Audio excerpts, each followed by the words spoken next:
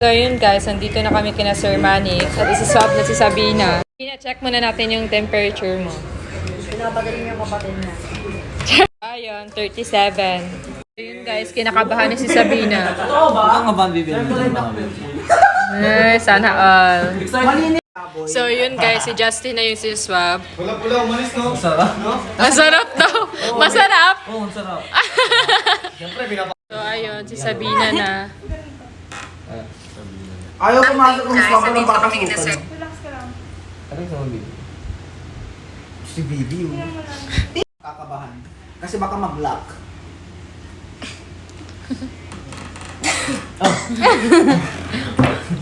Baby, negative ka. Negative. Goods.